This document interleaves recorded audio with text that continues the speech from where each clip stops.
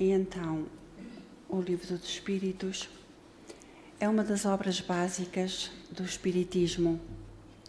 É considerada a espinha dorsal dele mesmo, já que as outras obras partem dos seus princípios. Este livro de exceção apresenta com efeito os princípios do ensino dos espíritos, a respeito da imortalidade da alma, da natureza dos espíritos e das suas relações com o mundo material, das leis morais, da vida presente e do futuro da humanidade, consoante os ensinamentos dados pelos espíritos superiores com a ajuda de diversos médiuns, recolhidos e organizados por Allan Kardec, o codificador da doutrina espírita. Com este livro, lançado a 18 de abril de 1857, raiou para o mundo a era espírita. Nele se cumpria a promessa evangélica: eu vos enviarei o Consolador, o Paracléto ou o Espírito de Verdade. Portanto, são palavras de Jesus que nos prometeu lá atrás no tempo que nos enviaria o Consolador, aquele que viria ensinar-nos o que nós na época ainda não conseguíamos assimilar, embora hoje ainda com algumas dificuldades, mas já vamos apreendendo alguma coisa. Dizer isto equivale a afirmar que o Livro dos Espíritos é o código de uma nova fase da evolução humana. É exatamente essa a sua posição na história do pensamento. Este não é um livro comum, que possa ler-se de um dia para o outro e depois esquecê-lo no canto de uma estante.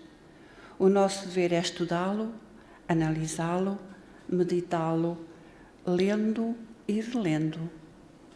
O Livro dos Espíritos é uma nova luz nos horizontes mentais da humanidade.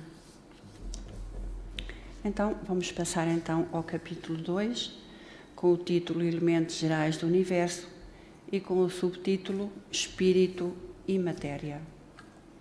Então, Allan Kardec, na pergunta 24, pergunta aos espíritos: espírito é sinónimo de inteligência? E a resposta: a inteligência é um atributo essencial do espírito, mas um e outro se confundem num princípio comum, de maneira que para vós são uma e a mesma coisa. Portanto, o espírito tem os seus atributos, a inteligência é uma delas, o pensamento a mesma coisa e outros mais que nós ainda não conhecemos.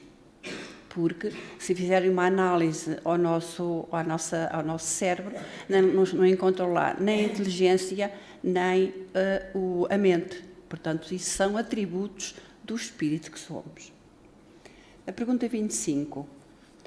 O espírito é independente da matéria ou não é mais do que uma propriedade desta, como as cores são propriedades da luz e o som uma propriedade do ar?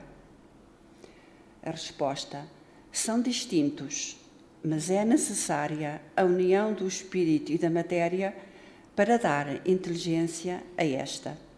Portanto, o espírito não é propriedade da matéria, mas serve-se dela para intelectualizar, serve-se dela para alcançar o seu aprimoramento, serve-se dela para alcançar os desígnios de Deus, nosso Pai. Pergunta 25a. Esta união é igualmente necessária para a manifestação do Espírito? E a resposta: é necessária para vós, porque ainda não estáis organizados para perceber o Espírito sem a matéria. Vossos sentidos não foram feitos para isso. Portanto, mais uma vez, os Espíritos nos vêm lembrar que ainda somos realmente muito pequeninos, ainda não temos capacidade para entender os desígnios de Deus e até os ensinos de Jesus. Levaremos também o nosso tempo, mas chegaremos lá. A pergunta 26.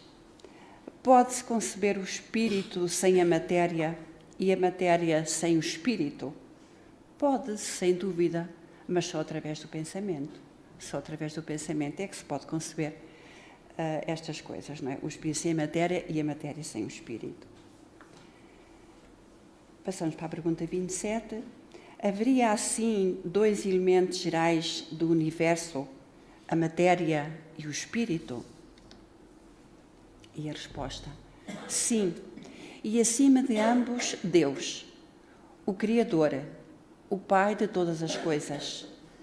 Essas três coisas são o princípio de tudo o que existe, a Trindade universal.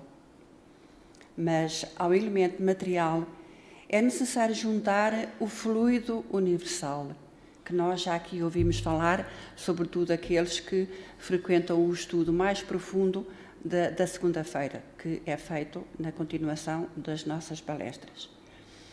E, portanto, ao elemento material é necessário juntar o fluido universal, que exerce o papel de intermediário entre o espírito e a matéria, propriamente dita, demasiado grosseira para que o espírito possa exercer alguma ação sobre ela, embora, de certo ponto de vista, se pudesse considerá-lo como elemento material.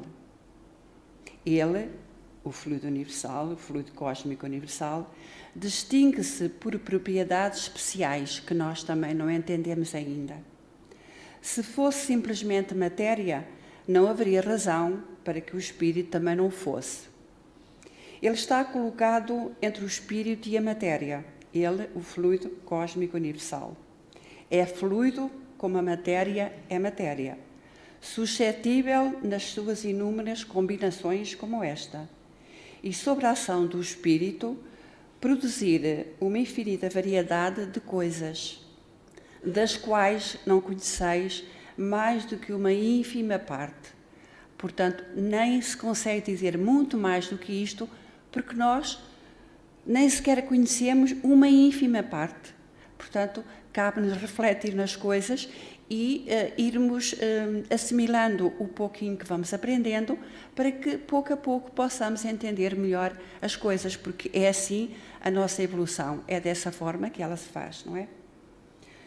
Esse fluido universal, ou primitivo, ou elementar, sendo o agente de que o espírito se serve, é o princípio sem o qual a matéria permaneceria em perpétuo estado de dispersão e não adquiriria jamais as propriedades que a gravidade lhe dá.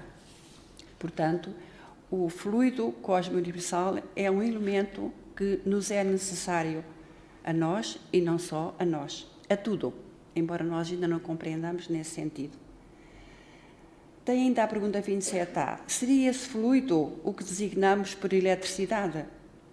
A resposta: dissemos que ele é suscetível de inúmeras combinações. O que chamais de fluido elétrico, fluido magnético, são modificações do fluido universal, que é, propriamente falando, uma matéria mais perfeita, mais sutil, que se pode considerar como que independente. Portanto, considera-se como que independente, que é uma forma de nós também percebermos melhor. E terminar aqui as perguntinhas. Então, o fluido universal é um elemento semimaterial, de qual nós não temos ainda capacidade para entender. É simples e é primitivo, é de todo o início da criação, que cede a qualquer força e que não tem forma independente, mas se molda ao ambiente em que se coloca. Ou seja, essa matéria elementar é suscetível de receber todas as modificações e de receber e adquirir todas as propriedades. Ela possui uma forma determinada, constante para as moléculas elementares primitivas e variável para as moléculas secundárias, mas ainda não pode ser apreciada ou medida pelos vossos sentidos humanos. Mais uma vez, nós ainda não somos capazes, ainda não estamos capazes de compreender muito bem estas coisas. Mas eles também sabem que é assim. Portanto, é o agente, o fluido cósmico universal é o agente de que o espírito se utiliza. Ele é cósmico porque está espalhado por todo o espaço infinito, formando seres e astros. É universal porque abrange todas as coisas e se estende a tudo. É uma matéria muito interessante, mas que, como nos dizem os espíritos, nós ainda temos alguma dificuldade de perceber. Mas sabemos que tudo depende do fluido cósmico universal. Tudo. Não sabemos como, de que forma, como é que essas coisas se processam, porque não temos condições evolutivas no campo espiritual para perceber essas coisas. E eu recordo-me que quando iniciei o começo da Casa Espírita, ainda em Monte Formoso, o nosso irmão Fernando, que era e é o nosso professor, eu sou aluna e repetente, e ele tinha um cavalete, portanto era através de folhas que se iam passando os módulos do estudo do espírito. E quando chegou a altura de falarmos sobre o fluido cósmico universal, o irmão Fernando também queria de qualquer forma fazer-nos entender, assim como ele também, como é que, porque às vezes nós entendemos e não conseguimos ter palavras para explicar. Nós entendemos, mas não sabemos como é que havemos de explicar. Então o irmão Fernando arranjou uma forma que nos deu, a nós que os mais velhos que lá estavam, e os mais novos também lá estariam, ele desenhou nesse cavalete um queijo enorme. Portanto, o queijo seria o fluido cósmico universal, esse queijo. E cada ser, portanto, os seres da criação, iam, e isto é uma forma um bocado rude, digamos assim, porque, como digo, não há palavras. Podemos dizer íamos buscar, ou podemos adquirir, ou é-nos dado. É assim um conjunto de coisas que penso que estão a perceber. A esse queijo, que representava o fluido cósmico universal, é adquirido uma fatia. Essa fatia é que nos dá a vida, é que faz com que não sejamos matéria inerte. Esse fluido também tem um nome, que é o fluido vital, o fluido que nos dá a vida, extraído desse queijo ou desse fluido universal que está em toda a parte. Não sei se conseguem entender um pouquinho, apanhar um pouquinho, mas nós dependemos todo desse fluido. Claro que haveria aqui muito mais para dizer acerca disto, só que isto requer um estudo mais profundo, como disse, de um professor, que não é o meu caso porque sou aluna, e portanto teria que ser um estudo mais profundo, que é feito aqui na Casa Espírita, tanto no curso básico, como depois no estudo do Livro dos Espíritos, onde esta questão e outras são aprofundadas de outra forma. Mas eu quis dar esta ideia da qual eu consegui perceber um pouquinho, que eu e todos nós, íamos buscar à fonte, ao fluido cósmico universal, a vida que eu precisava. Eu como ser, como criação de Deus e como todas as outras coisas. Porque o fluido cósmico universal está em tudo. Sejam seres vivos ou não. Agora, como? Porque ele é suscetível de modificações. Agora, nós não conseguimos ainda saber como é que isso se processa, mas ele está em tudo. Ele está em tudo. Mas o objetivo realmente aqui de vos trazer o queijo do nosso irmão Fernando foi para que pudessem perceber que nós é-nos dado ou nos é oferecido pelo Pai, com certeza, não é? Uma parte desse fluido cósmico universal, chamado fluido vital, para que nós tenhamos a nossa vida em ação. E ficamos por aqui, porque acabou o que eu tenho para vos dizer, acabou as perguntas do Livro dos Espíritos, pelo menos deste capítulo que se refere a mim. Eu espero que tenha ficado uma sementinha em cada um de nós, e oxalá que Jesus a possa ir regando e que um dia sejamos uma bonita flor, porque é isso que seremos um dia, se Deus quiser.